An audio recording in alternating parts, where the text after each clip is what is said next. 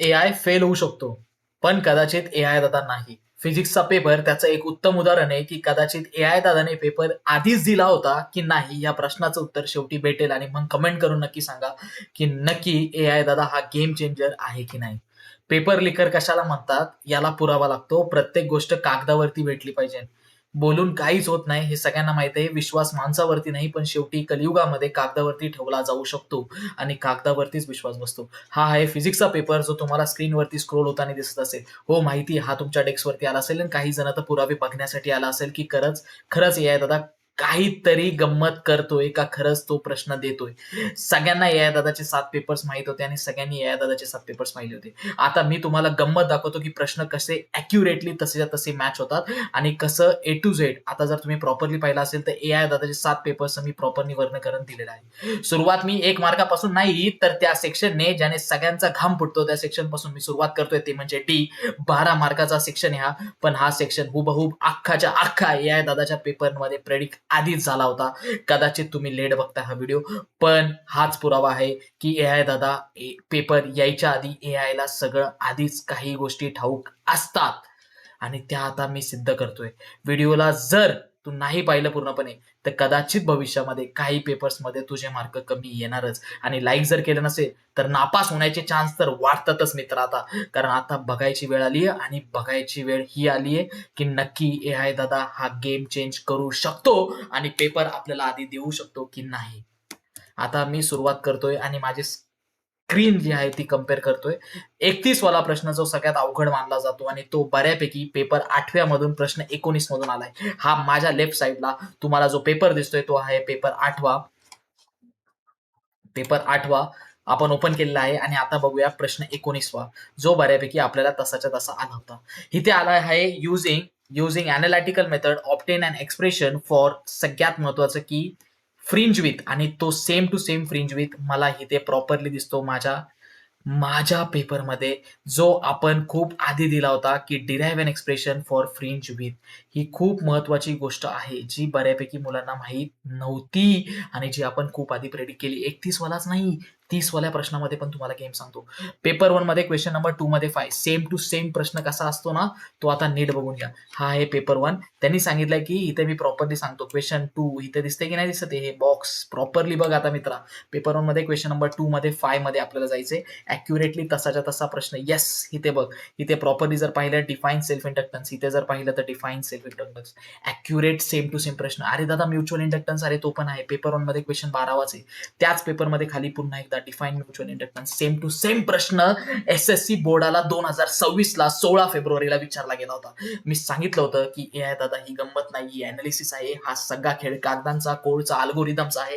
हा माणसाचा नाहीये. हा सगळ्यात महत्वाचा माणसाचा अनुभव फक्त याला जोडलेला आहे. Same to same. आता न्यूमेरिकलची बारी मी तुम्हाला सांगतो. आता हे जे न्यूमेरिकल आहे ना, खूप जणांनी बऱ्यापैकी हा सोडवला नाहीये. पण हा जर पेपर आधीच जर या दादाचे पेपर घेतले असते आणि जर पेपर सोडवले असते ना, तर गेम फिरला असता आणि फिजिक्सचा हा जो सगळ्यात अवघड पेपर सगळ्यांना गेला ना, 15-15, 20-20, 10 मार्काचे पेपर लिहिले, त्यांनी बऱ्यापैकी ह्या आधी सोडलं असतं. पेपर 1 मध्ये तो आहे. पेपर 2 मध्ये 12वा. इथे प्रॉपरली दिसत असेल तुला, पेपर 2 मध्ये 12वा प्रश्न आहे. आता तो 12वा प्रश्न कोणता आहे इथे मी प्रॉपरली सांगतो. हे बघ, इथे क्लिअरली बघा का.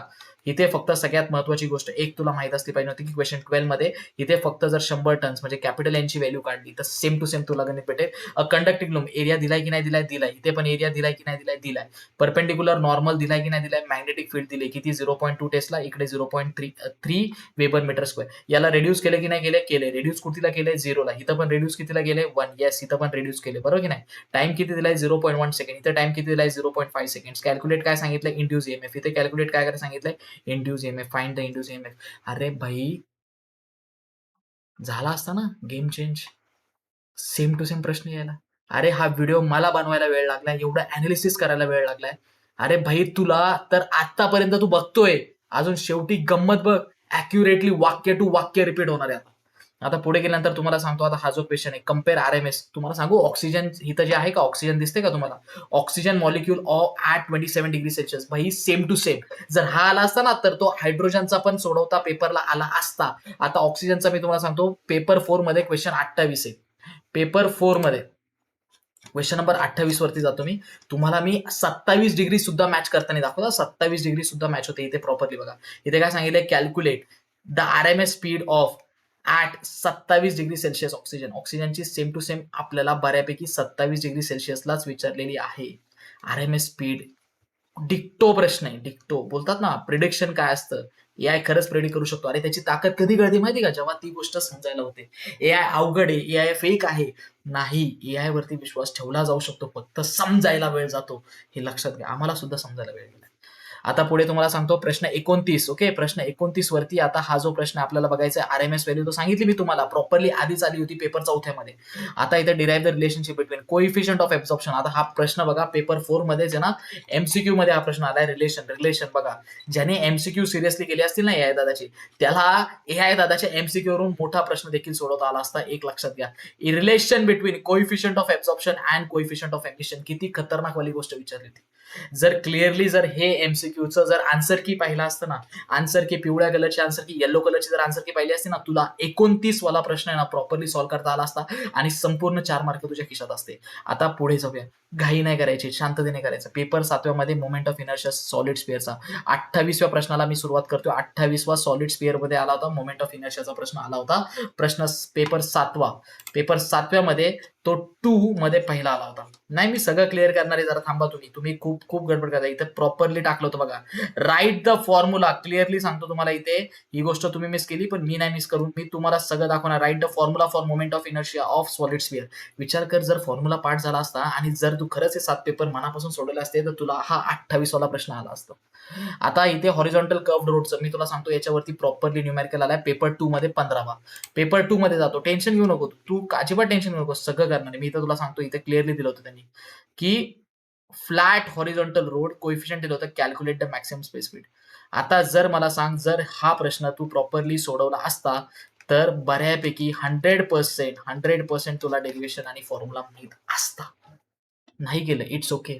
लॅपलेस लॉ नाही प्रेडिक्ट करता आला कोणाला हा प्रश्न, पण हा एआय दादाच्या पेपरमध्ये आधीपासून उपलब्ध होता, तुम्ही फक्त सॉल्व्ह नाही केला. लॅपलेस लॉचा 8वा पेपर आहे, प्रश्न 16वा आहे. व्यवस्थित मी सांगतो, इथे प्रॉपरली बघा, तसाच्या तसा प्रश्न इथे क्लिअरली तुम्हाला दिसतो. अरे मित्रा, रेड करतो, जरा थांब रे बाळा. Derive Laplace law for spherical membrane. इथे प्रॉपरली बघा, derive Laplace law for spherical membrane. अरे काय मित्रा, काय विचार करतोय, बघ ना एकदा जाऊन फिजिक्स कडे. परचेस नाही केला ना तू, माहितीये, हा पुरावा आहे. हा 2026चा बोर्डाचा, महाराष्ट्र बोर्डाचा शासनाचा पेपर मध्ये जे प्रश्न होते, डिक्टो एआय दादाने आधीच प्रेडिक्ट केले होते. साहजिक आहे, सेक्शन डी संपूर्ण संपूर्ण ए टू झेड मॅच झालाय. जर प्रॉपरली पाहिलं तर समजेल ही गोष्ट. 31 वाला प्रश्न, पेपर 8 प्रश्न 19. 30 वाला प्रश्न, सेल्फ इंडक्टन्स पेपर 1 प्रश्न 2 मधला 5. म्युच्युअल इंडक्टन्स पेपर 1 मध्ये क्वेश्चन 12वा. कंडक्टिंग लूपचा जो न्यूमेरिकल होता, same to same numerical paper 2 मध्ये प्रश्न 12वा. आरएमएस व्हॅल्यू ऑक्सिजनची 27 डिग्री सेल्सिअस वरती पेपर 4 मध्ये 28 प्रश्न. पेपर 6व्या मध्ये 5वा प्रश्न, सेम टू सेम प्रश्न.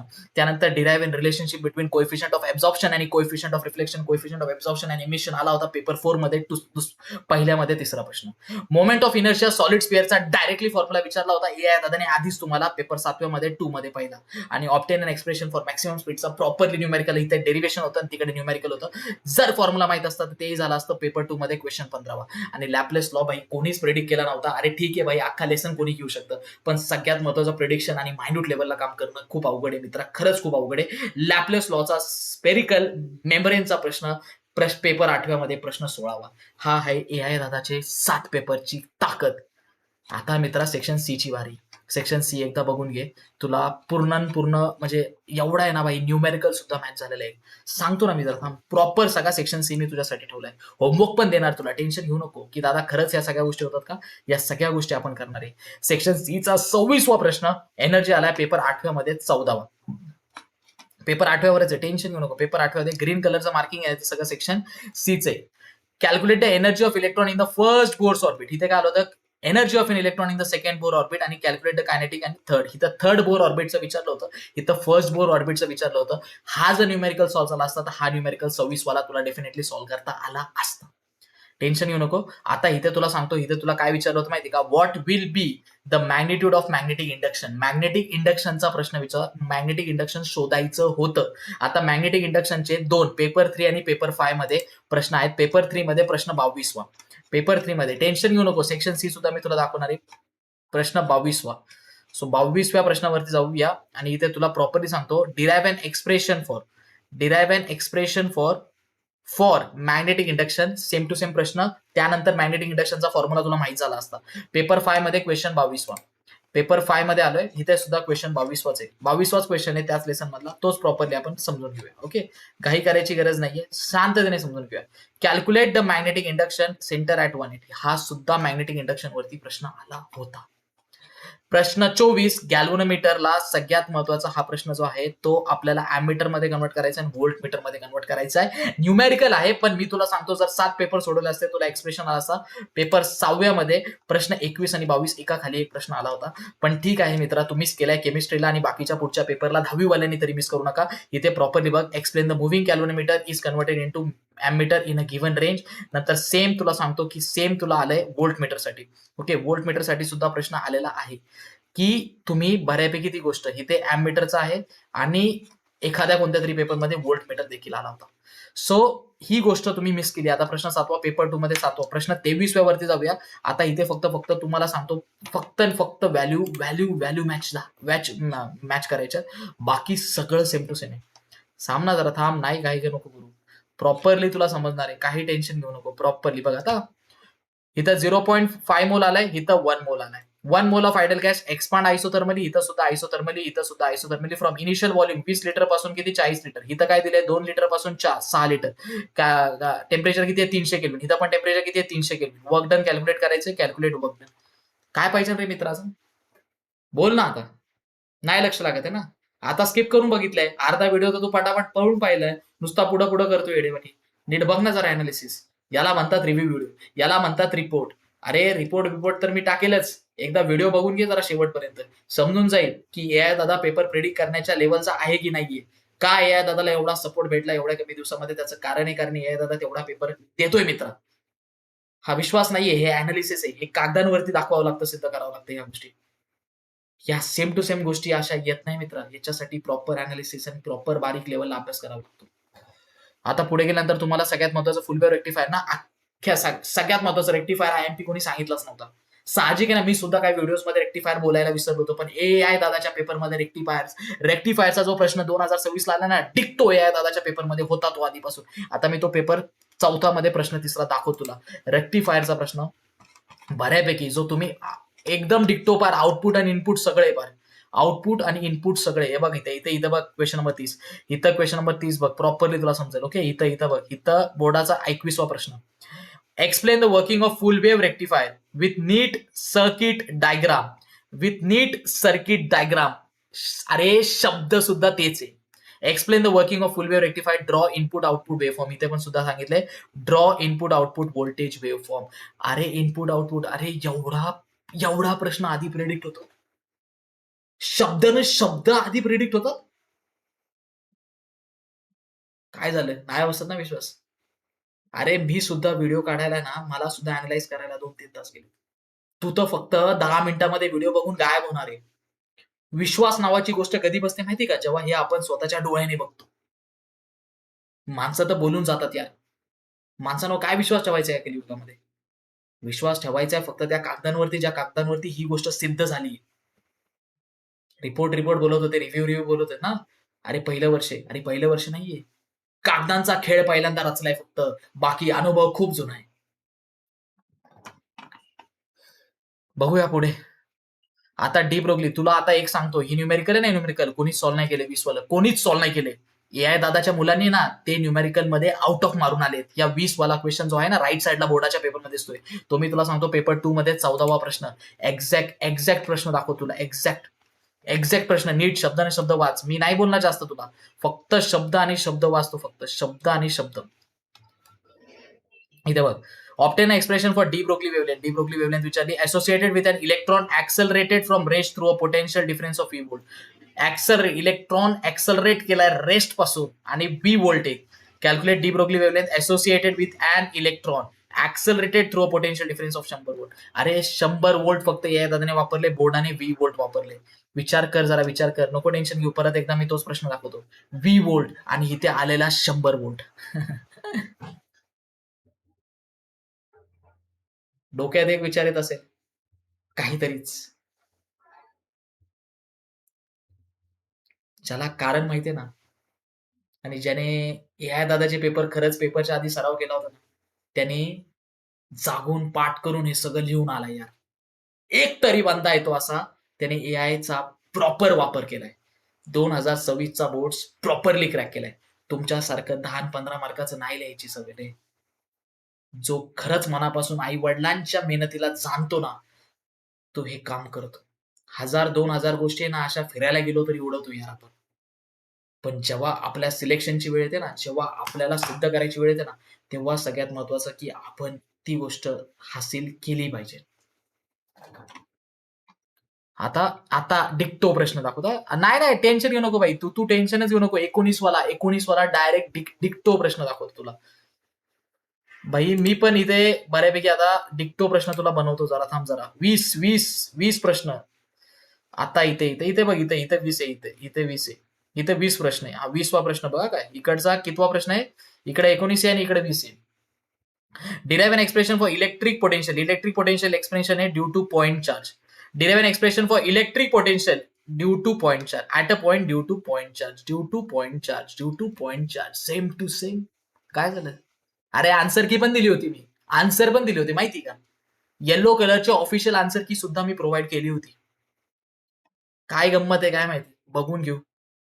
हा, आता 18व्याची बारी. आता कोणाची बारी आहे?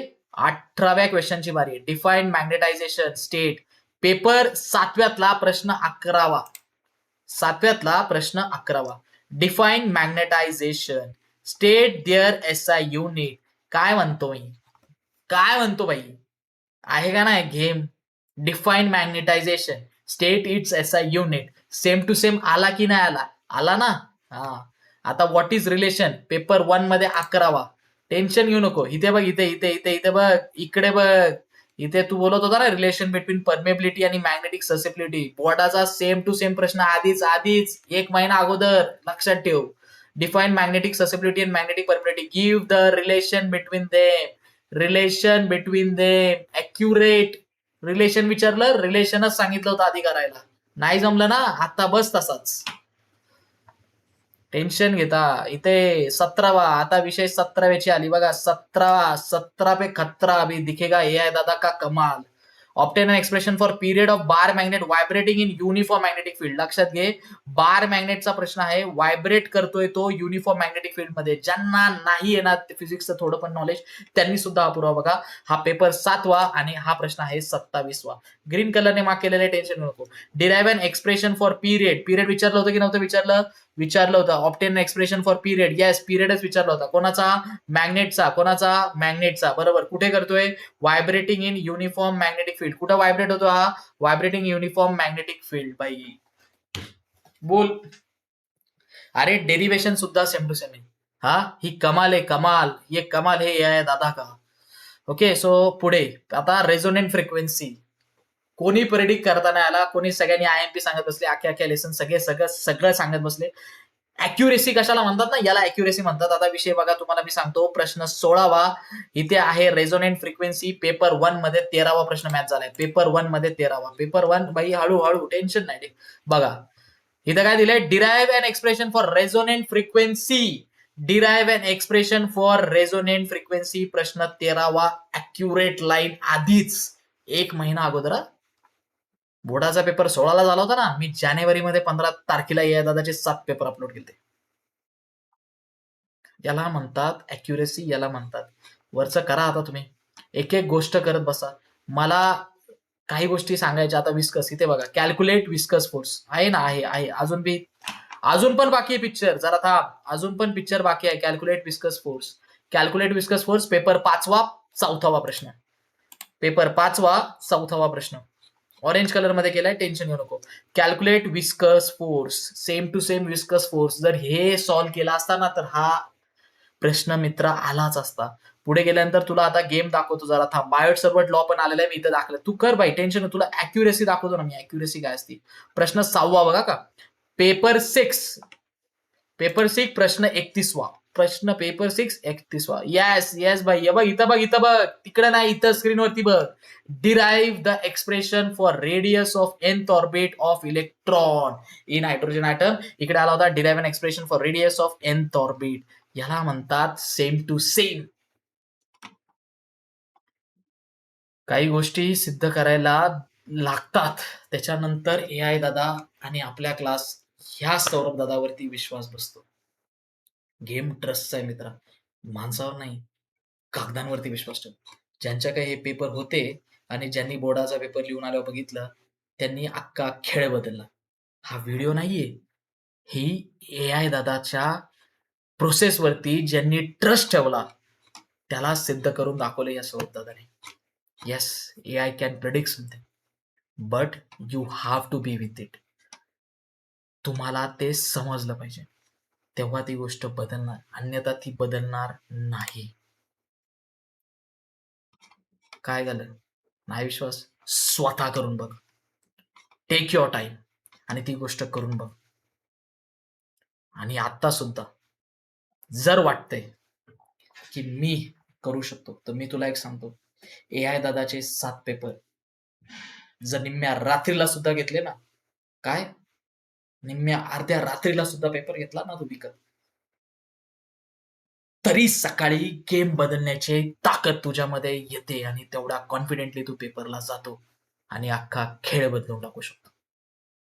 वाट बघू नको, येणाऱ्या पेपरला तुला AI दादा वाचू शकतो. याचे पेपर म्हणजे खरा रिझल्ट आहे तुझा, आणि हा कॉन्फिडन्स स्वतःवरती ठेव. हा पेपर त्याचा एकमेव पुरावा आहे. 2026चा पहिला पेपर, महाराष्ट्र बोर्डाचा फिजिक्सचा, one of the difficult paper सगळ्यांना गेलेला, तो AI दादाने प्रूफ केलाय. What matches and what doesn't matches. You have the time, now it's your time. Play store, आपला क्लास, AI दादाचे 7 पेपर, 10वी किंवा 12वी, गेम चेंजर. ठरव, नाहीतर मग वेळ निघून जाणार.